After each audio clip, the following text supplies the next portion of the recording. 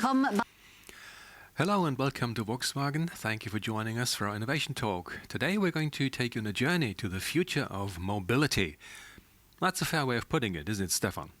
Absolutely, and the field we're going to use is software, because modern software is making the way we use cars ever more comfortable, safer, more sustainable and more communicative. Accelerate, that's the new strategy driving Volkswagen's transformation. And it's got that name for a reason, right? Absolutely. Acceleration is important. What we need is speed to be able to develop better software faster, to react to any bugs faster, and to find solutions faster. But you did fine-tune the system over the past 2 years, didn't you? Definitely. The learning curve Volkswagen went through over the past 2 years is probably the steepest in the company's history. Ladies and gentlemen, Volkswagen has this rather ambitious idea: never stop getting better. How Volkswagen uses this idea to turn the future into the present will be explained by two board members of the Volkswagen brand. Hello, gentlemen. We're joined by the board member for technical development, Thomas Ulbrich. Great to have you here. Joining us also is the board member for sales, marketing and after sales. Welcome, Klaus Selmer. Mr. Selmer, tell us, something must have happened. All of a sudden, Volkswagen is seen as a e-mobility game changer. What happened? How did you do that? Well, what happened is what ought to happen in any company. You listen to your customers and work hard. In addition, we gave ourselves a new strategy for the future, Accelerate, including the vision to become the most attractive brand for sustainable mobility. That's the journey we've embarked upon, and the reactions have been quite positive. Now, just how important is software for car makers these days? Well, put simply, these days there is no such thing as a car without software. That's why software is at the center of our development activities, and over the past few years we made sure to put the necessary processes in place. So software as a benchmark for the future. Let's take a closer look at how clever software is already making our cars smarter.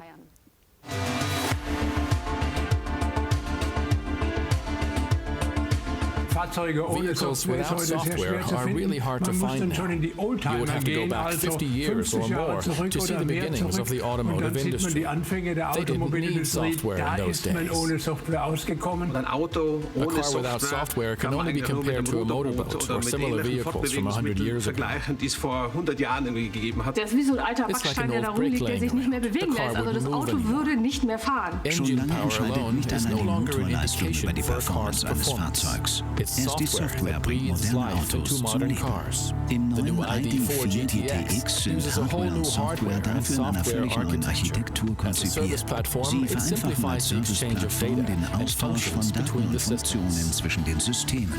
Software ist deswegen wichtig für das Auto, weil wir immer mehr Vernetzung erfahren. Und das ist die Zukunft. Das heißt, wir gehen in eine Mobilitätswelt, die komplett vernetzt und in der Connectivity liegt. Und das Einzige, was es ermöglicht, ist Software. Also das ist unabdingbar. Vehicles like the new Golf or the ID family communicate more than new couples. The engine talks to the car to the environment, the car to the smartphone, and the car to the internet.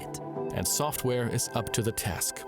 Every Golf 8, ID.3 and ID.4 comes with the Car 2X technology. The renowned safety test, Euro NCAP, gave the Advanced Award to this feature, a prize for trend-setting safety equipment. Software used in modern cars is a critical factor. We are observing that this topic and this functionality is extremely important to customers. It's Volkswagen's goal to become a leading software innovator in the automotive industry. After all, software is the deciding factor in how people will experience and use their vehicles in the future. Software is the future of cars. So software is becoming ever more important, but you also need the people behind it, the people driving its development. And I mean, Mr. Ulbrich, you weren't born as a development chief, were you? Was there a special moment in your life that made you aware of the importance of digitalization? Yes, there was, in fact, a long time ago, actually.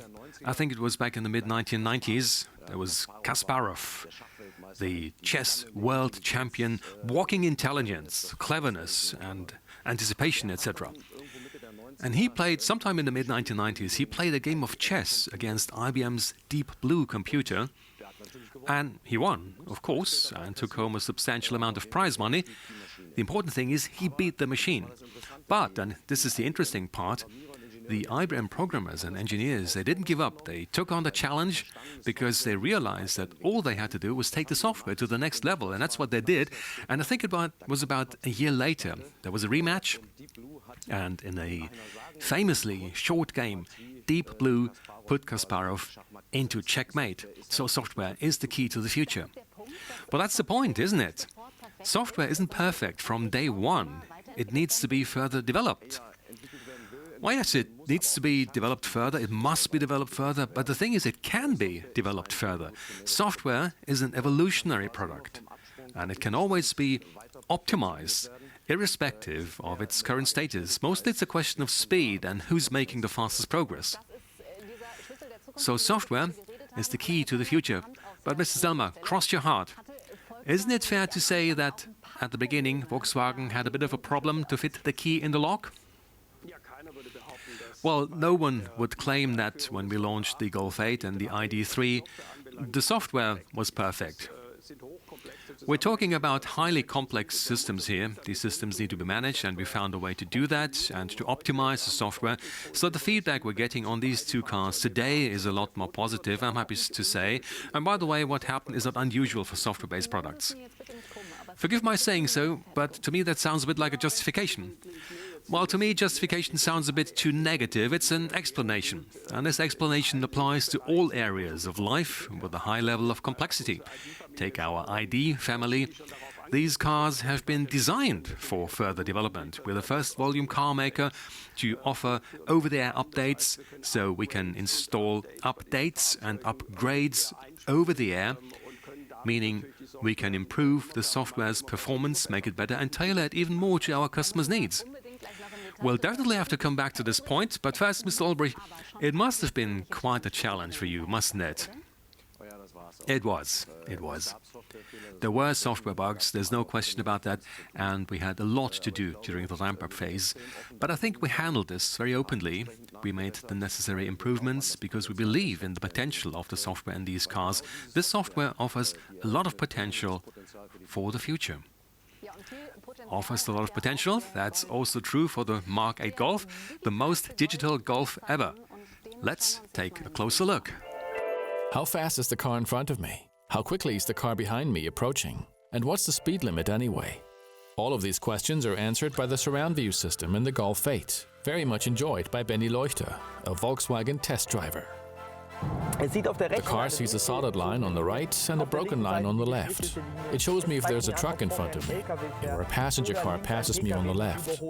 It even shows me motorbikes. This is made possible by software. The Golf 8 is the most digital Golf of all time. In this way, it responds to customer requirements and offers Volkswagen's best features.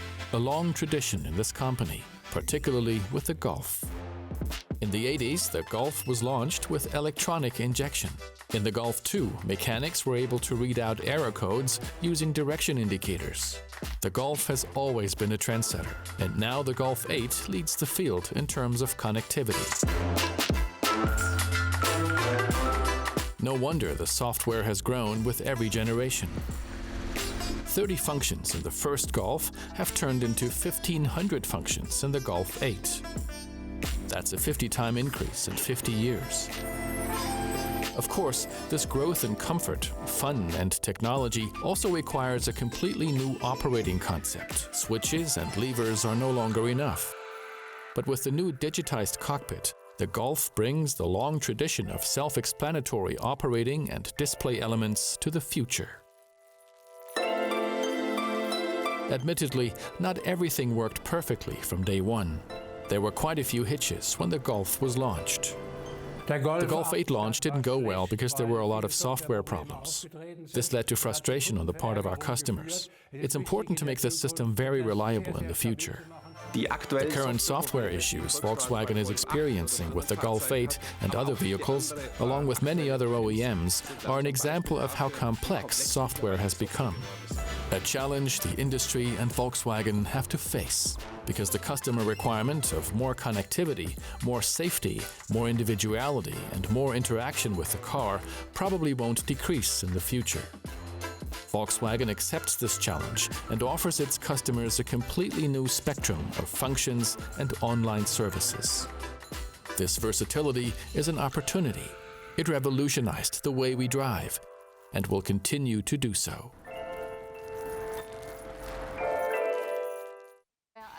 Software, a multifaceted topic addressed and driven by Volkswagen at high speed.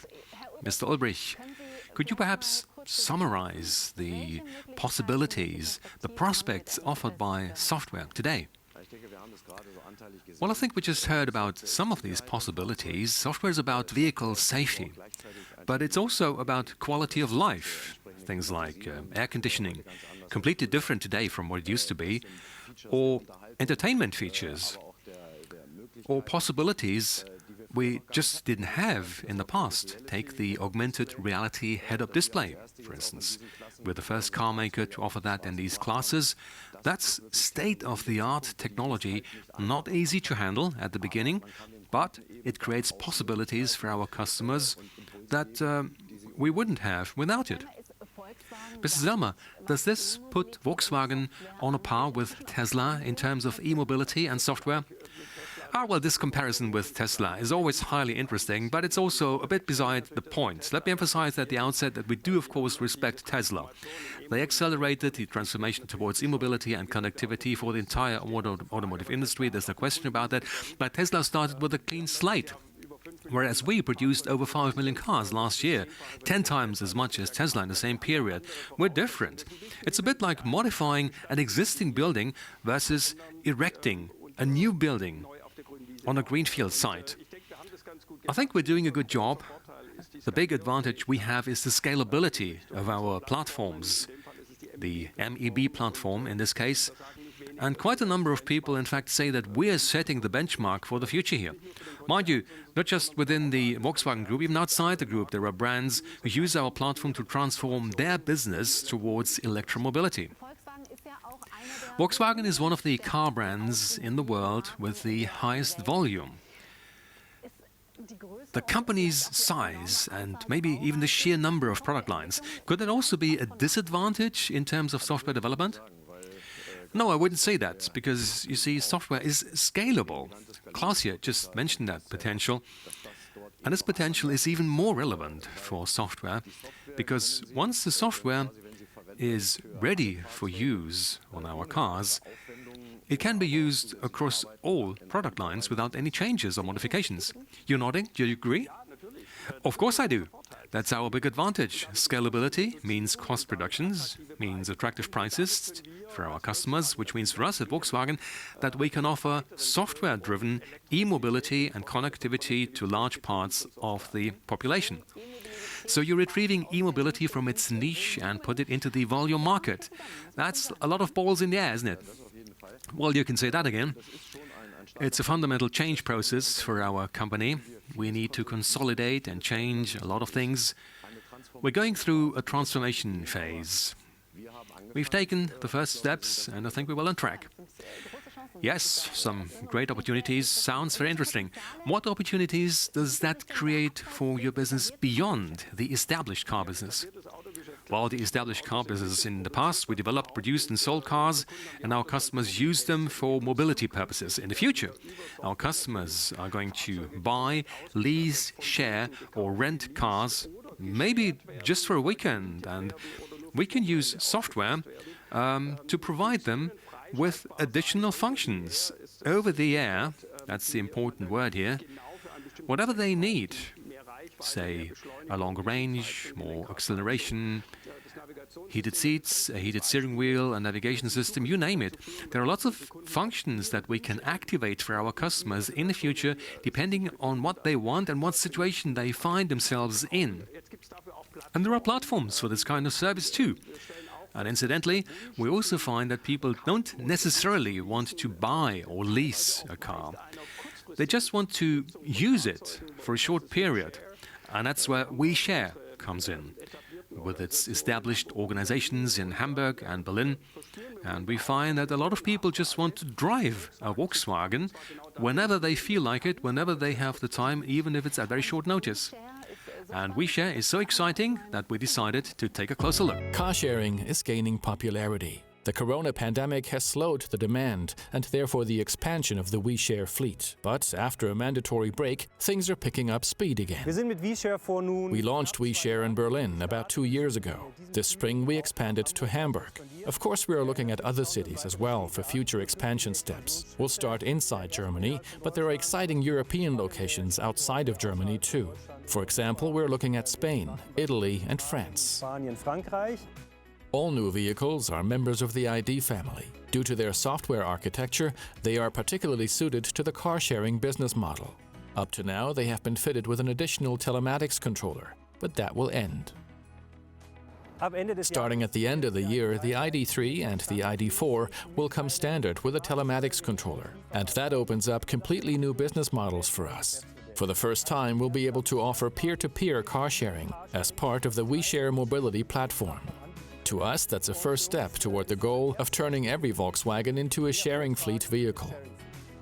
The conversion from a standard model to a rental car is mostly a digital process. During the development of WeShare, we spun off a self-contained unit called UMI, Urban Mobility International, which develops, rolls out and operates new mobility projects for Volkswagen. The company has just over 80 employees. More than half of those are software engineers. So we are really a software company.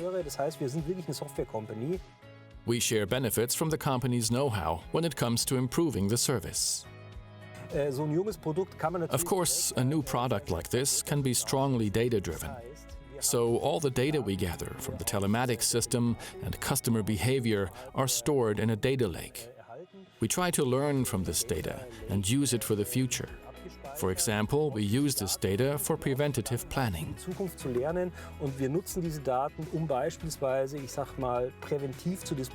The WeShare software already supports customers now, but in time we'll be able to do much more. So what will WeShare look like in the year 2030, when cars will drive completely autonomously? Well, certainly WeShare will no longer be the service we know today, with thousands of independent cars on Volkswagen's books. Instead, Volkswagen WeShare will probably be some kind of mobility marketplace. Even critics say that Volkswagen is on the right track, even though they would prefer a different form of mobility with fewer cars in the cities. Sharing and electric mobility is absolutely part of the future. It's part of the larger cake of all solutions that we need in order to tackle the problem of transport emissions. If we want cities that are truly livable and that are also not hubs of emissions as they are right now globally, then we will need sharing options. We will need electric mobility.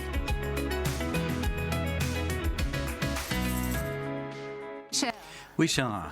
Smart software converts any normal car into a car-sharing vehicle. That's clever. But how is this connected to the business model 2.0 from Volkswagen?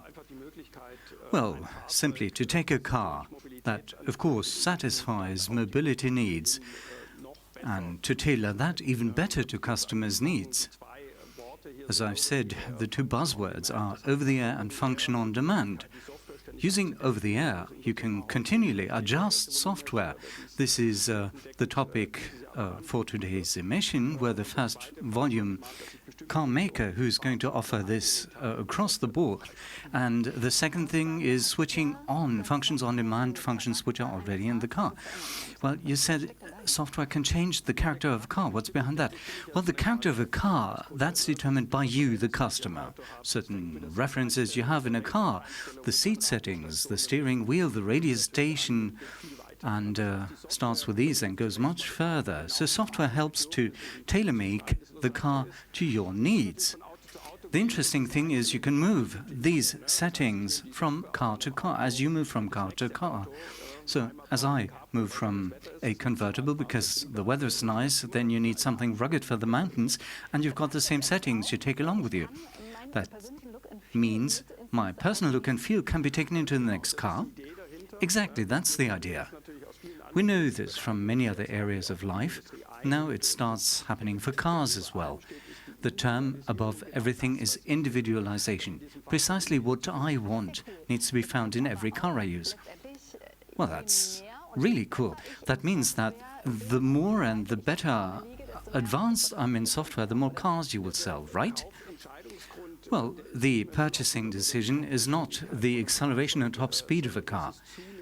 Increasingly, customers go by performance of the software and in how far the software can be tailored to meet my individual needs. Mr. Ulbrich, would you say that software makes the fine difference, particularly in terms of being a USP? Definitively. In future, this will increasingly be the case. Customers select their cars by software performance and based on what the software offers and not by acceleration and top speed, as Klaus mentioned. Which means today we talk about ID4 and tomorrow, well, we're talking about the family ID3, ID4, what comes after 4, 5. An SUV coupe, which is in the starting block in Thomas Ulbrich's R&D, the last lap before launch. We're talking about the ID bus that will be launched next year.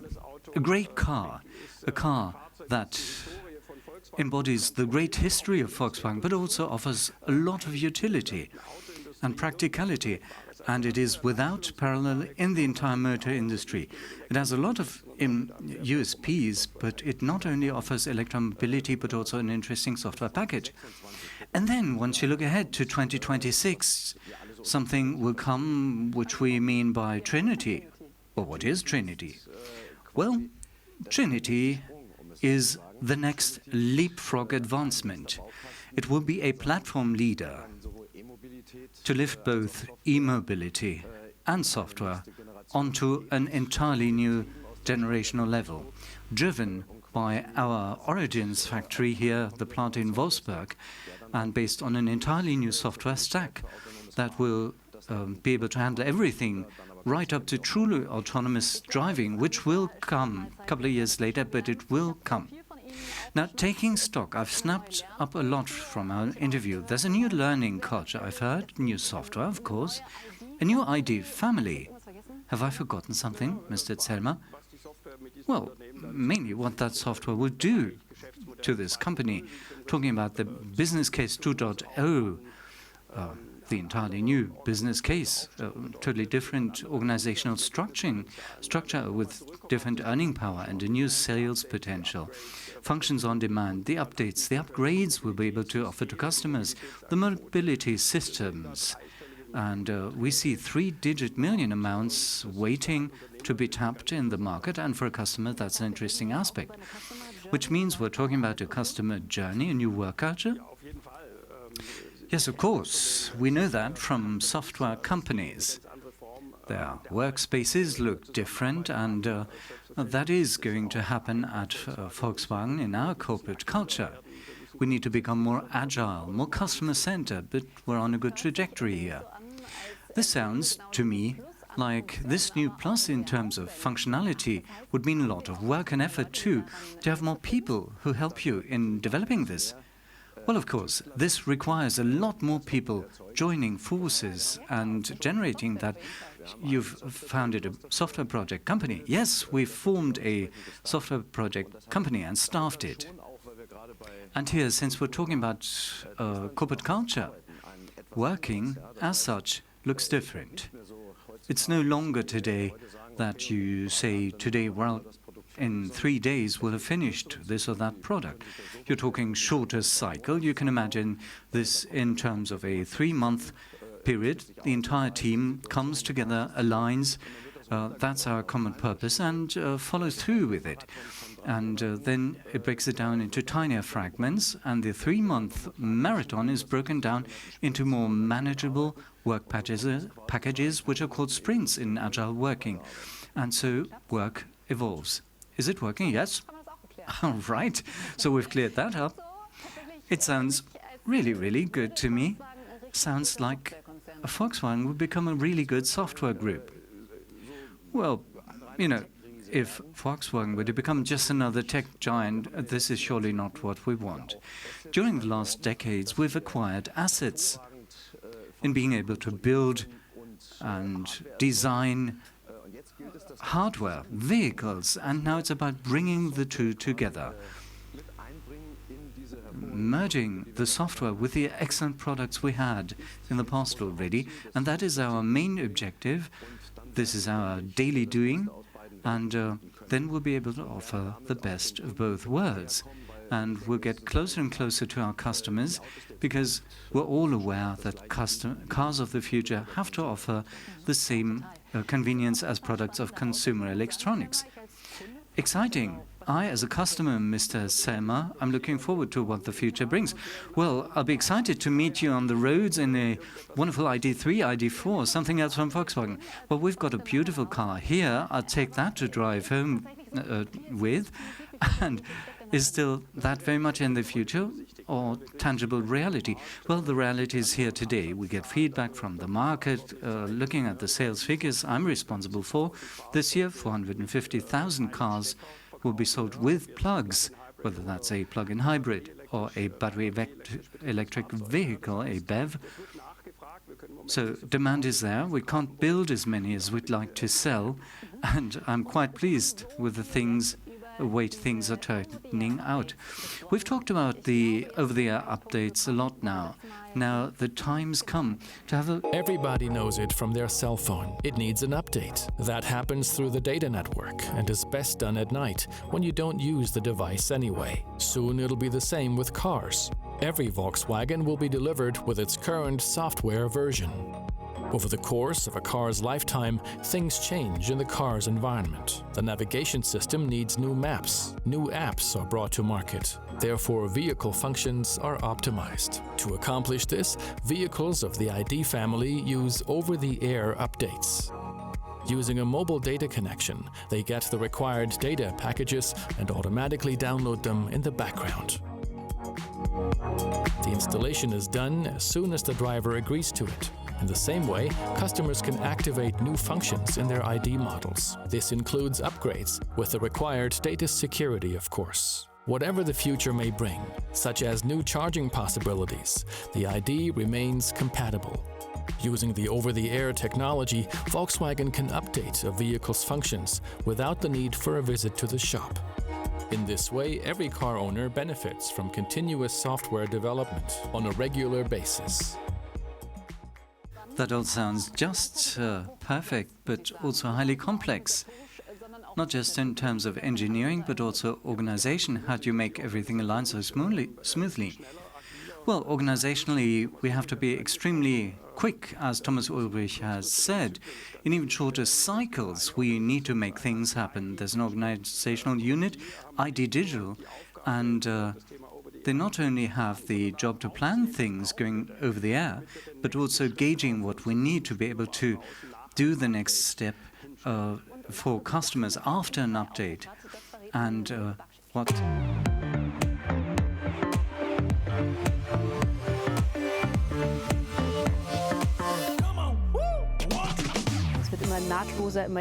More seamless, more digital and emotional. That's the job of the ID Digital. Something new and better all the time. Speed is very important right now. Over the past few years, the demand for highly connected vehicles has grown immensely. Volkswagen now serves this market safely and sustainably with the ID family. It starts with the software version 1.3. That's the first software that will be provided to all ID drivers over the air, meaning without an interface, in the middle of this year. Not just for the ID3, but also the ID4. In this way, tomorrow's functions will be downloaded over the air to a car that was made today. There are those that get streamed to the car in data form, such as the availability of charging stations or live traffic information. The more sophisticated form of these updates happens when we access the firmware, meaning the operating system of the car. And that's what we are working on with the ID. We'll be able to update controllers to improve their performance, for example, to accelerate charging. Customers can look forward to enjoying these improvements with regard to performance, but also new functions. In this way, Volkswagen can react to and implement customer requirements within the life cycle of a single car. We really enjoy being in direct contact with our customers, including the First Movers Club with our very first ID customers. And we learn a lot about what can be improved and what customers really like. And now having the chance to continuously improve a car's software in the field is a great opportunity to respond to our customers. Software in cars will be at least as important as software in smartphones. We are calling it the software-enabled car. That's the trend. It's a tablet on wheels, live, and we really look forward to it. That sounds almost too good to be true. Updating my car as I do with my smartphone, and I've grown used to. The question that pops to mind is, can I do the updates while driving very easily? No, the software is updated when stationary. There's a safety difference between a phone and a car. If the phone fails, the worst that can happen is you can't place phone calls or you can't check your email. While in a car, there's a safety aspect behind that. The car needs to be able to brake, blink, honk, and what do you know? So updates happen when stationary only. At least I realize why the new ID models that are MEB-based are called game changers, Mr. Ulbrich, that's certain. That's right. With the MEB, we've created a platform that we're rolling out to all other group brands. So they'll be using the same technology, having the same technological possibilities. Sounds like a real win-win situation, not just for me as a customer, but for you as a car maker as well. Certainly. The economies of scale lead to cost savings, and this has been done by Volkswagen for decades, starting with the Beetle, with the Golf, with the ID family, and many other products, is we are democratizing technical developments and making mobility for the future available to everyone. That's a big responsibility, isn't it? Well, yes, of course. It's an exciting job, but we've learned a lot with the MEB, the ID3, the ID4, and we're continuing to implement things to make it happen. We've realized that software is key, and we'll do it. The key is the right performance software. And I hear clearly software competence is the DNA of Volkswagen. Thank you, Klaus Zermer and Thomas Ulbrich, for taking the time. Volkswagen.